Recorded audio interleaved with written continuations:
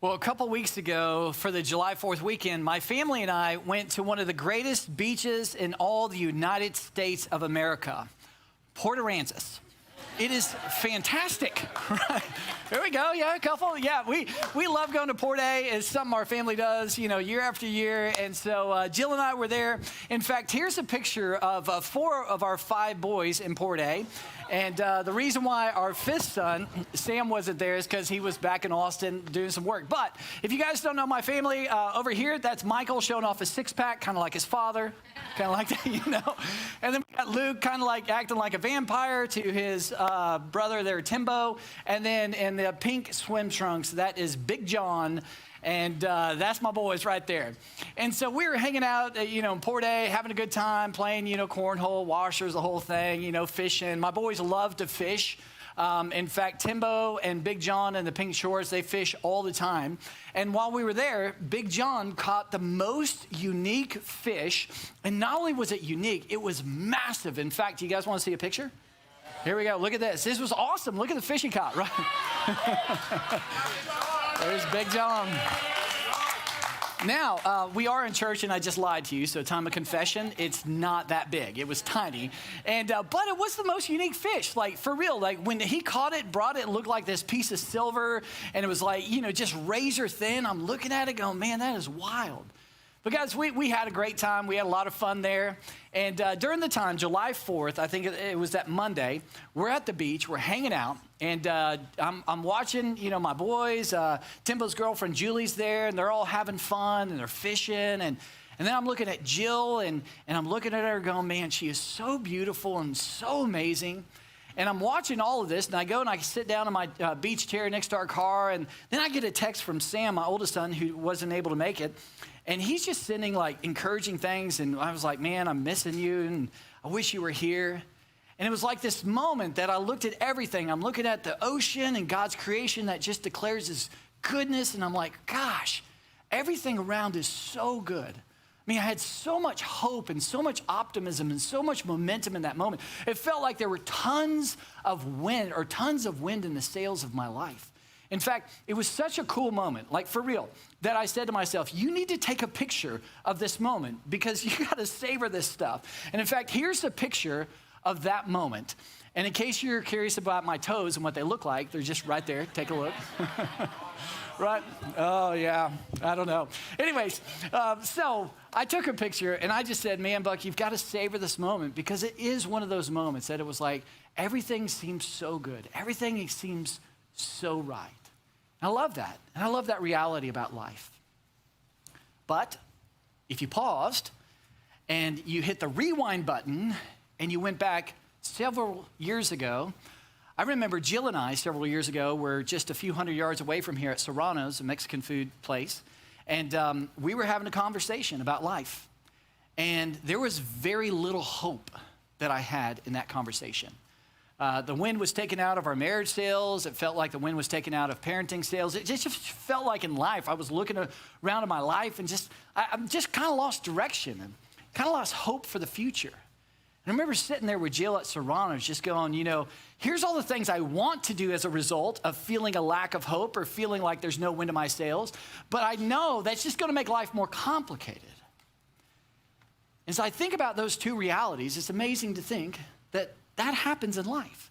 That on one hand, there's these moments with all this wind in the sails of my life, and on the other hand, the other reality, there's many moments as well to where it feels like, man, there is no momentum, a lack of hope. There is no wind in my sails. And that's not only true for me, but those two realities are equally true for you, regardless if you're a follower of Jesus or not. I mean, I think in every single one of our lives, academically, relationally, professionally, morally, spiritually with God, sometimes it feels I'm so close to God. Other times I'm over here and I'm like, does God even exist or does he care? My marriage over here, it feels like, man, there's no other person in the world I'd rather be with. There's such intimacy and connection. And then there are seasons and chapters. It's like, is there any hope? I mean, what am I doing wasting my time over here? I think that reality exists for every one of us, again, regardless if you're a follower of Jesus or not. And so today, I am so looking forward to what we're going to be talking about because I think it's so relevant and helpful for all of us. Because today we're going to be kicking off this brand new series called Wind in Your Sails. And where we're going over the next several weeks is we're going to talk about how in the world do you put wind in your sails of life. And again, this is relevant for all of us. Or we're going to talk about as well is what do you do when like the wind has been knocked out of your sails and it feels like you've lost momentum? I mean, what does it look like to adjust your sails to put wind back in your sails? And then we're going to wrap the series up and we're going to talk about the reality of what do you do when you can't do anything? In other words, you've adjusted your sails, you're doing everything you possibly can, but there's absolutely no wind and you feel completely stuck in life. What do we do in those moments to ultimately get back to a place to put wind in our sails? Because guys, my greatest hope and my hope for all of us, again, regardless if you're a follower of Christ or not, is I really want us to experience that refreshment that comes from having wind in your sails. I want us to experience that direction and purpose in our life. I want us to begin to experience, that freedom and that sense of peace. And ultimately, what I'd love every single one of us to experience throughout the next several weeks and learn how to take some steps towards is what Jesus invited us to. I mean, in John 10:10, I love this statement. He says, I have come that they may have life. You see, I don't care where you're at in your spiritual kind of spectrum. Every single one of us are looking for life. Like, what is this all about? What's the purpose? What's the meaning? What's direction? Jesus comes into this world and goes, it's right here. Man, I've come to give you life. And then bonus, I love what Jesus says.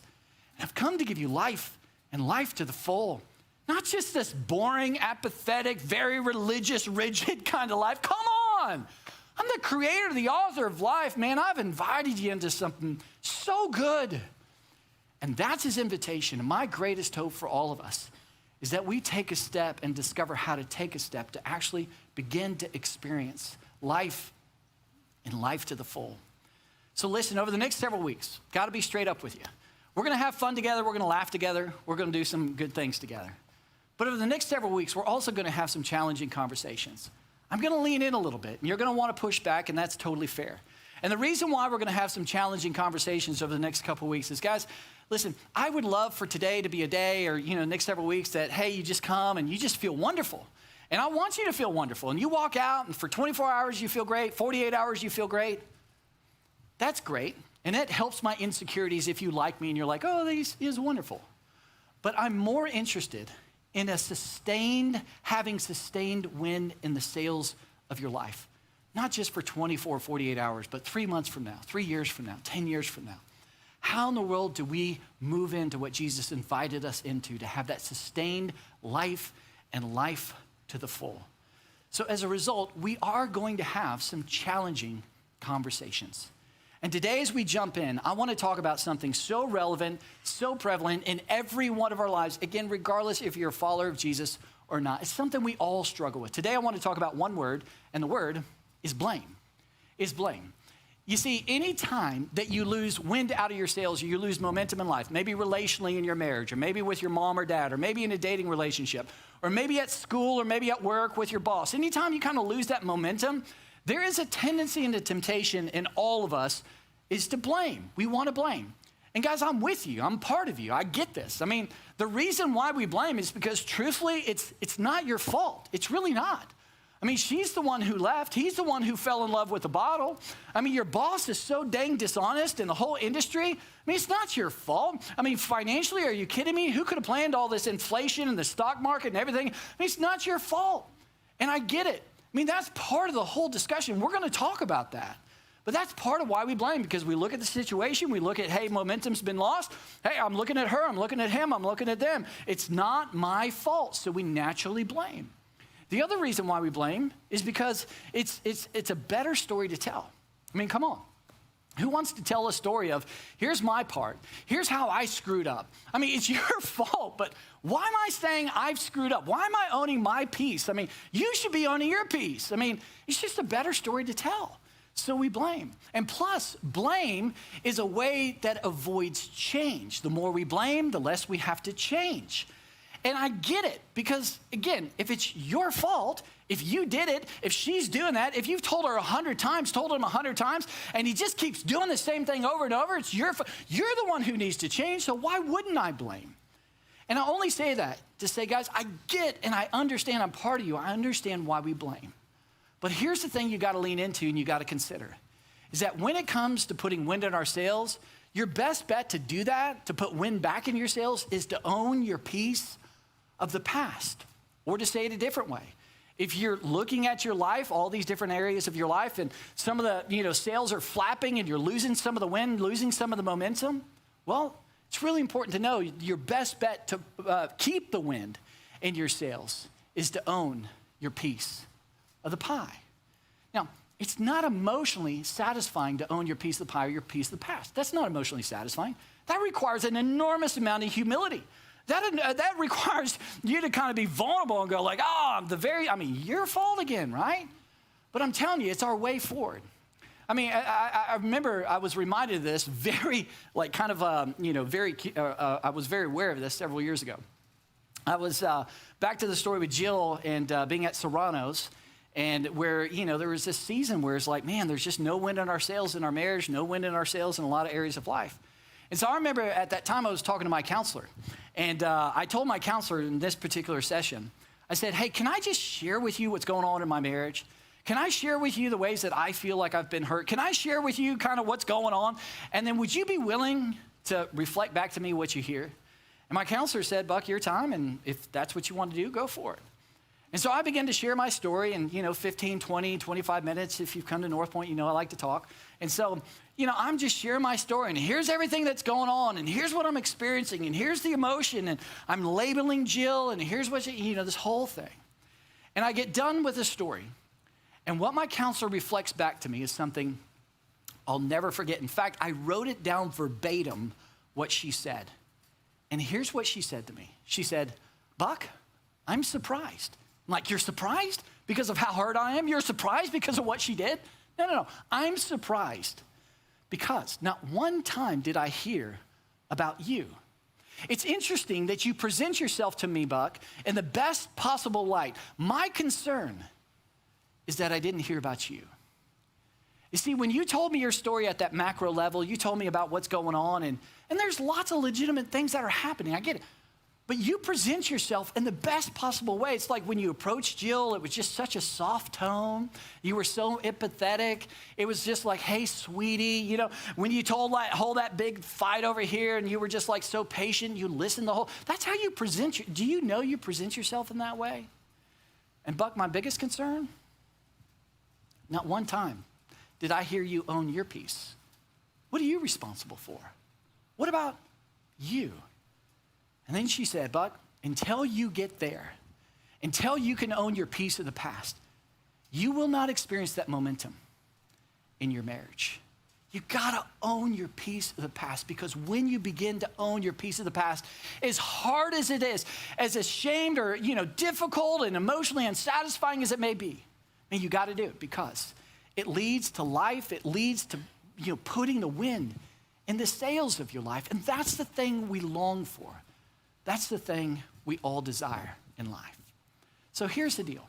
Guys, I think every single one of us, again, regardless of where you're at on religion, where you're at on spirituality, where you're at with Jesus, which if you believe or if you have questions with him, I think at the end of the day, this is a human thing. We all struggle when it comes to blame.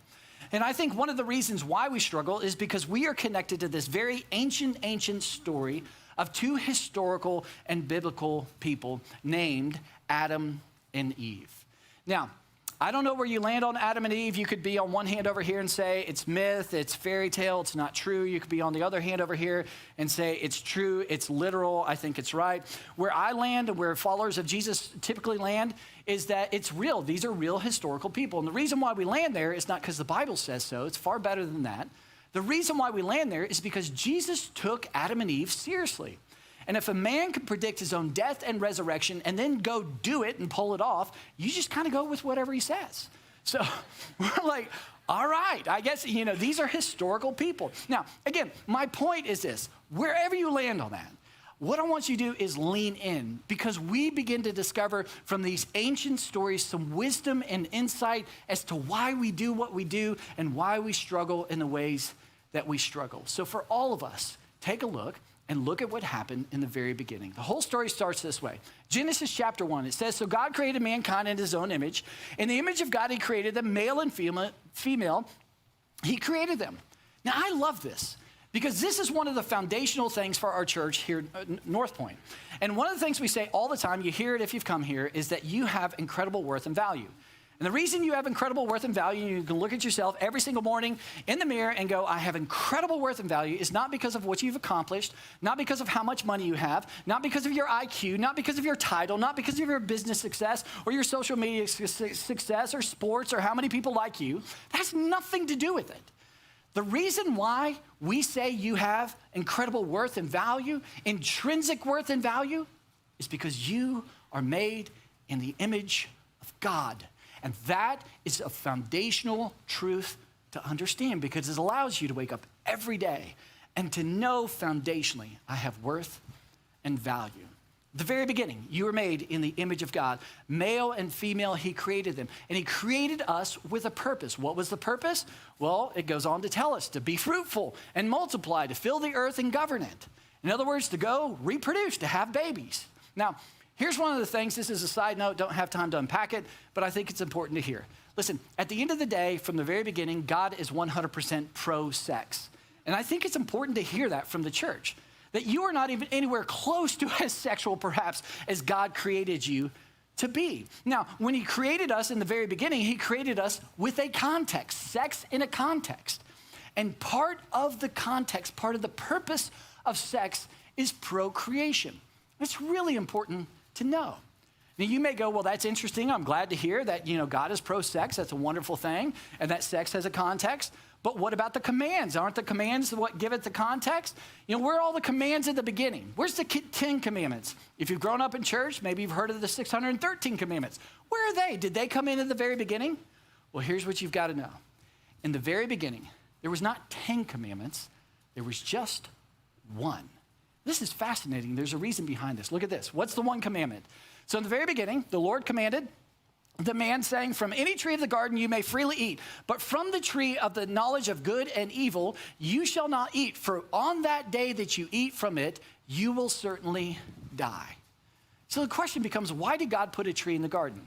Again, this is a conversation, this is a point that I want you to go do your own research and check this out. This is a really important point, though, to understand when it comes to Christianity, is that the reason why there was a tree in the Garden of Eden is because it really framed your freedom and God's love. In other words, think about it this way. The best possible world God could have created is the world that we exist in, the world that we live in. In the very beginning, God created the world with a capacity for love. Love, by definition, requires a component of your will to be 100% free, to choose to love or choose not to love. Because if I make you love me, if I will you to love me, if I force you to love me, by definition, it's no longer love. That is called compliance. For love to be loved, by definition, you have to have a component of your will that is 100% free and that will not be violated, to choose to love me or choose not to love me. But I will do everything I can to show you how much I love you so that you use your freedom to choose to love me. in the very beginning, God created the best possible world he could have created with the capacity for love. And he had to put a tree in the Garden of Eden. And with one command, Adam and Eve, choose to use your freedom to trust me. Because by definition, that is love. So Adam and Eve, they have their freedom. We all have our freedom. God will not violate that freedom. And so they're sitting there, and God said, the one thing I don't want you to do is eat from that one tree. Look at all these, thousands of other trees. This one tree, don't eat from that one. And Adam and Eve did what our kids do when we say, don't do that one thing. They're like, oh, that's the one thing I want to do, And they go to that one tree. They're hanging out of that one tree. And they faced a temptation in the very beginning that I think all of us face today. Here's the temptation. Did God really say? Did God really say? Did God really say not to eat from that tree? I mean, doesn't God want me to be happy? Isn't that kind of old and archaic? Isn't that going to not allow me to be liberated and free? I mean, God, I want to be so free. Come on. It's the same temptation we face today. Did God really say that about relationships? Did God really say that about marriage?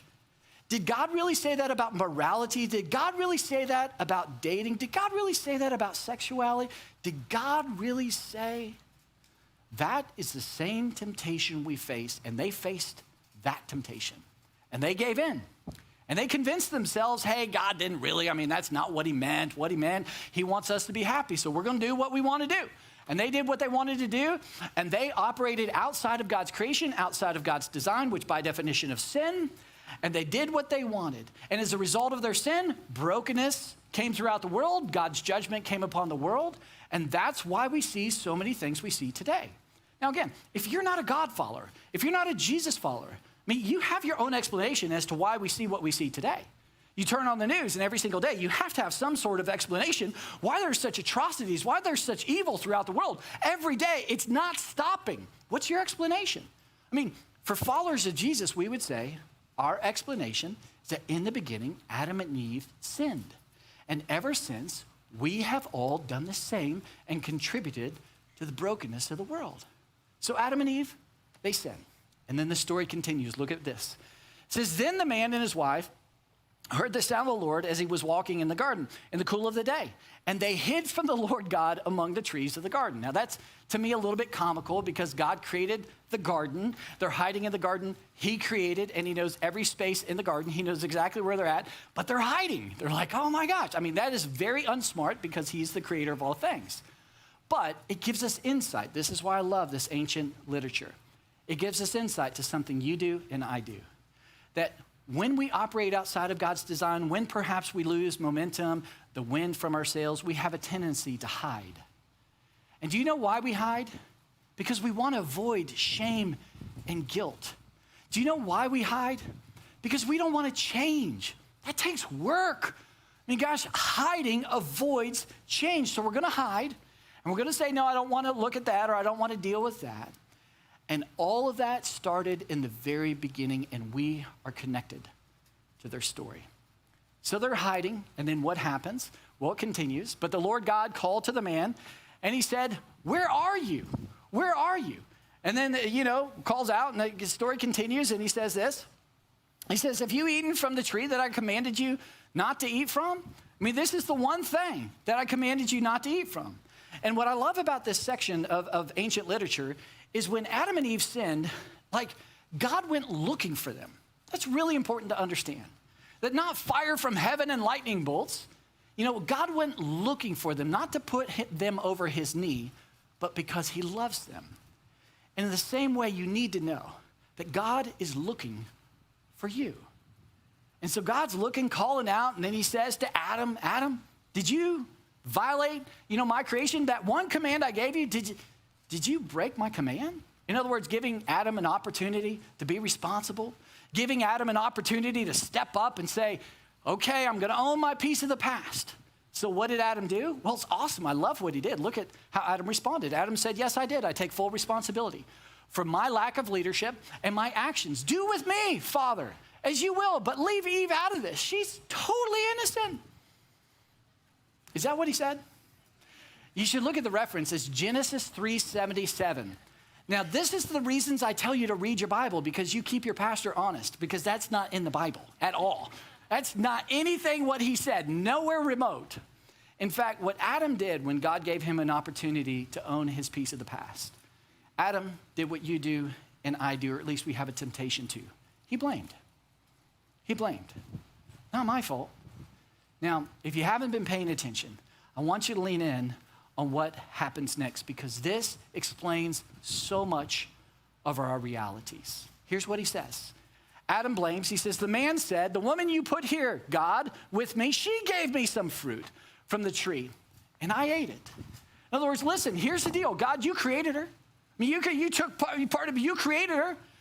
And Eve, she's the one who sinned. So God, you and Eve, you got to work this thing out.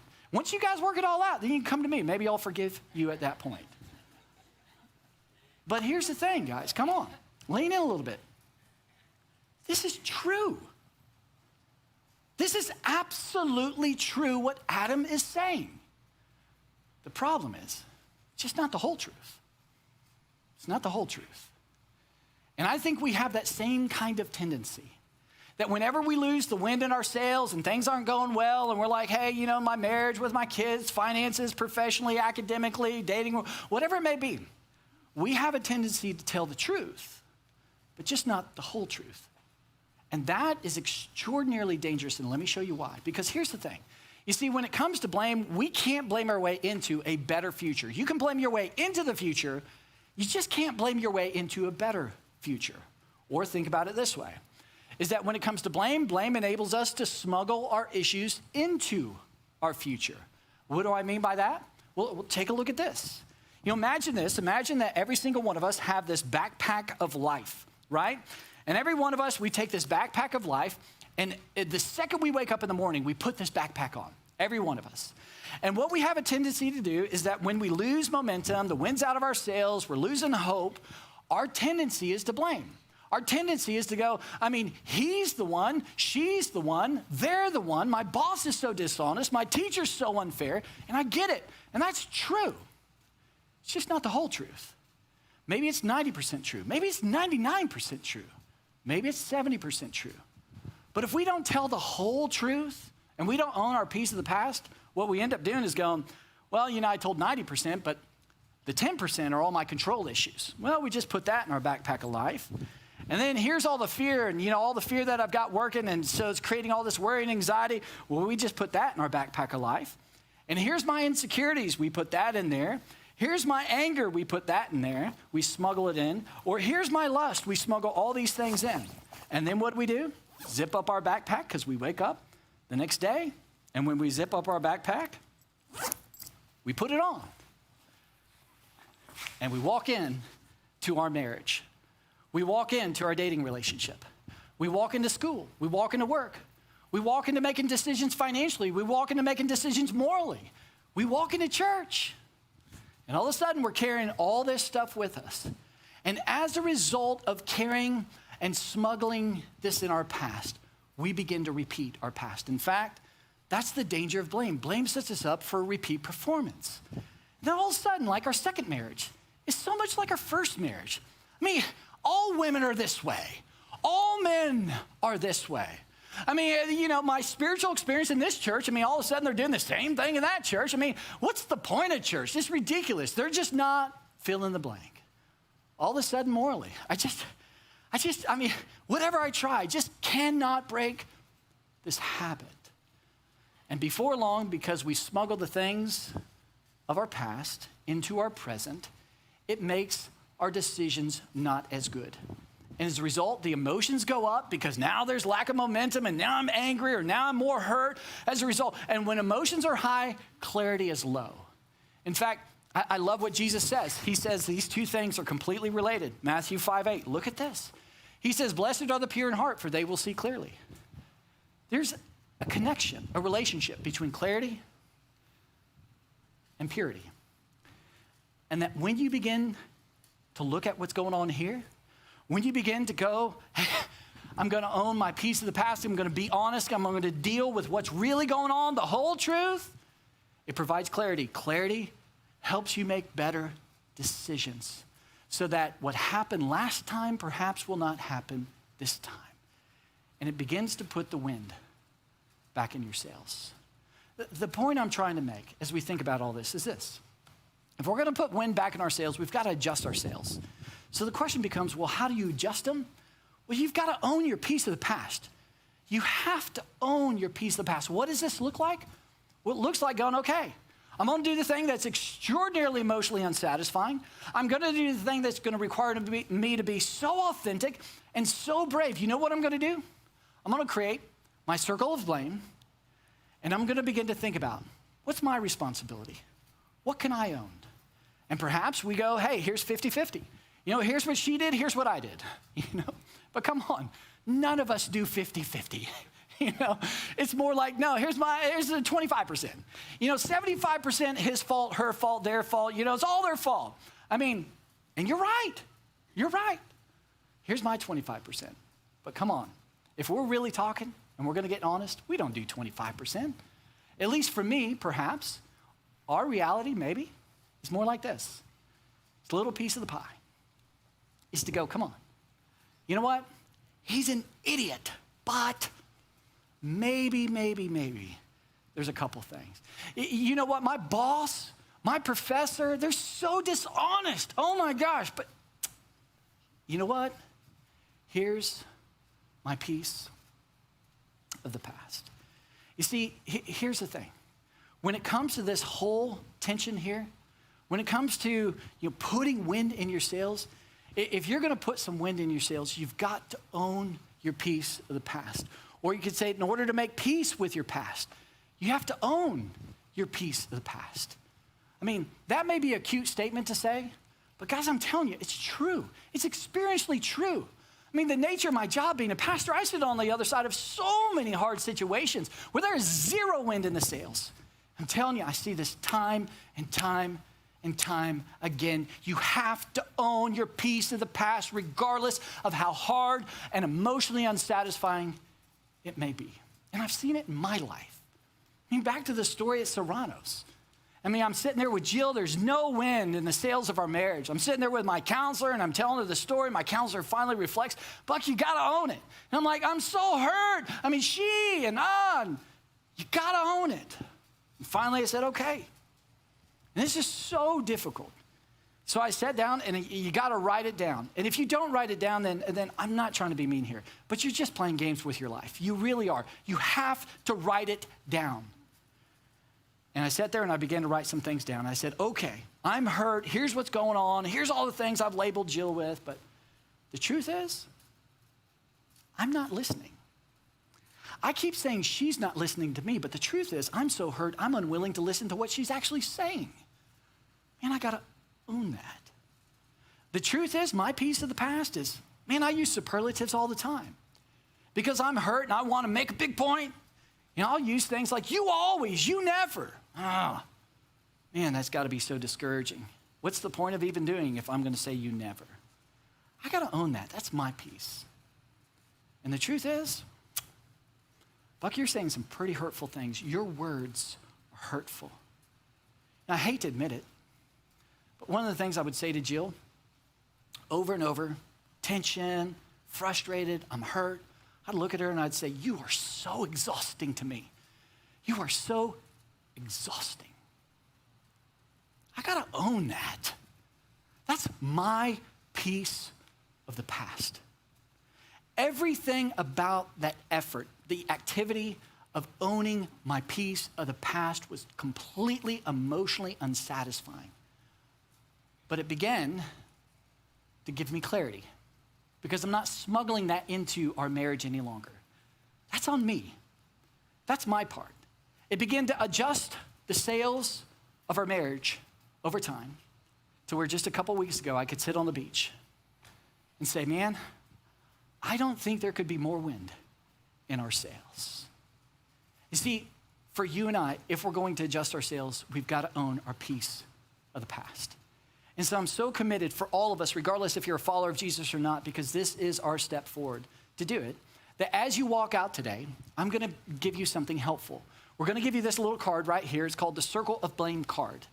And honestly, I want you to do this. I'm asking you to do this. You need to do this to begin to put some wind back in your sails. And I want you to take this card, and this week I want you to think of maybe areas of your life that you've lost some momentum, you've lost some wind. Maybe your sails are flapping.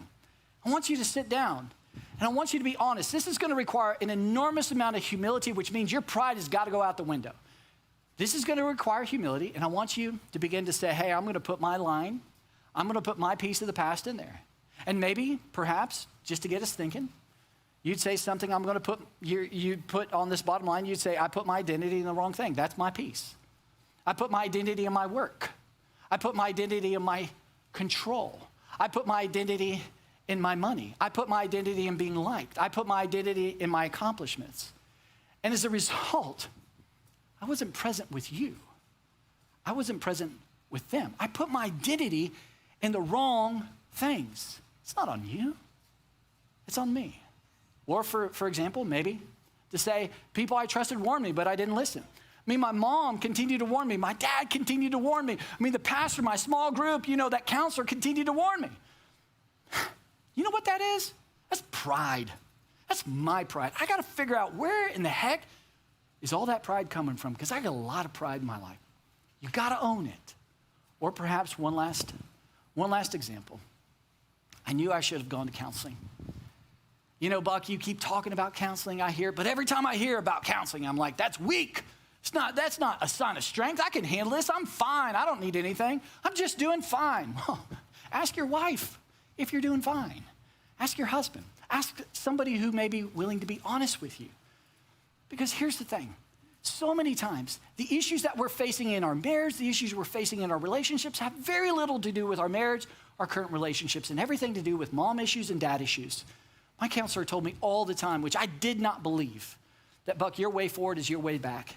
And if you're unwilling to go back, you're not going to go forward. You've got to go back and deal with the issues of mom and dad.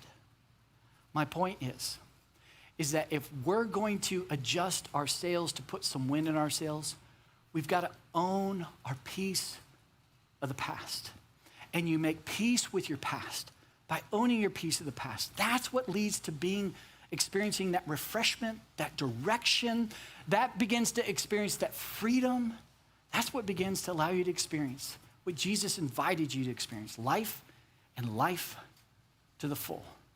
But it's going to require you and me to own our piece of the past. Let me pray for us. Father, thank you so much for this day. Thank you that we can have this conversation. And God, I know there's so much more to talk about. And we're going to talk about those things over the coming weeks. But for today, this is a hard one. It's going to require a lot of courage. It's going to require a lot of humility. Ultimately, it's going to require something bigger than me, something bigger than us, which is you. So God, would you be bigger this week and give us the courage to begin to sit down and write it down. What's our piece of the past? To begin to own it. It's our way forward. Thank you so much for this moment. In Jesus' name, amen.